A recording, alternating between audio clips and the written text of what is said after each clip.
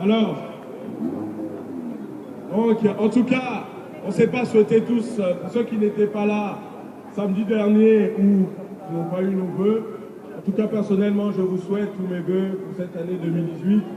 Je fais le vœu et le rêve que nous passions Noël prochain sous les cocotiers au Gabon.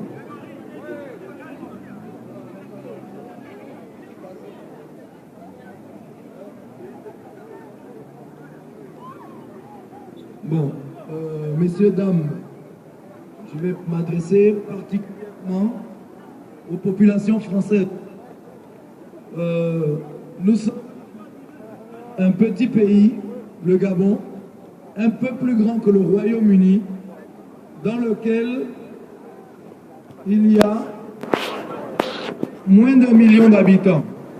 Tandis qu'au Royaume-Uni, en Angleterre, il y a plus de 60 millions d'habitants. Nous sommes un pays essentiellement pacifique. Nous n'avons jamais connu la guerre, la violence, sauf ces 2 dernières années où nous avons procédé en 2016 à une élection présidentielle, comme ça se fait partout dans le monde, et particulièrement en France. Comme vous, et comme dans tous les autres pays du monde, nous aspirions à ce que le candidat élu par le peuple, Jean Ping, prenne le pouvoir et dirige le Gabon. Malheureusement, contrairement à ce qui se passe ici en France, contrairement à ce qui se passe partout dans le monde, au Gabon, Jean Ping n'a pas pu prendre le pouvoir parce que le président sortant, Ali Bongo, a procédé à une expédition punitive au QG, président Jean Ping, assassinant ainsi de nombreuses personnes civiles sans armes qui étaient tout simplement en train de fêter la victoire du nouveau président, qui était en train de chanter et de danser. Des gens qui étaient en prière quelquefois ont reçu des balles simplement parce qu'ils avaient voté pour diriger leur pays dans une autre direction. Le peuple gabonais ici présent n'est pas l'ennemi du monde, il n'est pas l'ennemi de la France, il n'est pas l'ennemi de l'Europe. Le président élu par le peuple gabonais n'est pas l'ennemi du monde, n'est pas l'ennemi de l'Europe et n'est pas l'ennemi de la France. C'est un homme qui a présidé la Commission de l'Union africaine, donc qui est au fait des difficultés du continent africain et qui est au fait de la réalité des violences, des guerres civiles et de tous les fléaux qui dévastent le continent africain. Le peuple gabonais, dans son entièreté, réclame simplement que son vote soit reconnu. La justice, les droits de l'homme, voilà ce que le peuple gabonais réclame.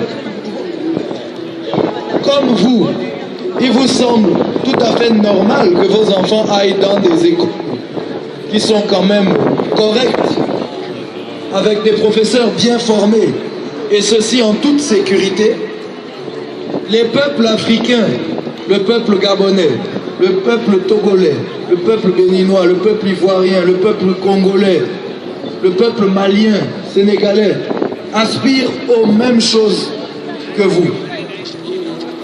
Comme vous trouvez tout à fait normal d'être soigné dans les meilleures conditions et par des vrais professionnels de la santé avec des équipements de pointe, il devait être normal pour le peuple africain de bénéficier également de ces mêmes soins et de ces mêmes possibilités. C'est ce qui nous emmène ici aujourd'hui. Parce qu'après 50 ans de dictature sous le régime Bongo PDG, nous n'avons toujours pas accès aux soins, à l'éducation, à la formation, à la vie tout simplement. Ce que nous demandons à M. Macron, nous lui demandons de prendre ses responsabilités vis-à-vis d'un peuple en danger, vis-à-vis d'un continent en danger. Nous disons à la France, en nous adressant à M. Macron, de ne pas prendre son bâton de pèlerin pour aller s'adresser à des étudiants au Burkina Faso en leur parlant de la climatisation. On lui demande de mettre sur la table les vraies questions. Les droits de l'homme, les droits des populations africaines, le droit à la vie, le droit au développement, à l'éducation, à la santé. Voilà les points sur lesquels nous voulons discuter avec la France. Nous sommes tous conscients que nous sommes liés. La France et le continent africain sont liés, que nous le voulions ou pas, c'est comme ça. La France ne se développera pas sans l'Afrique. Le continent africain ne se développera pas sans la France et la France ne se développera pas sans le continent africain. Quelle est la solution? Est-ce que nous devrions entrer dans un rapport violent ou est-ce que nous pourrions trouver une solution pacifique en collaborant pour le bien de tous?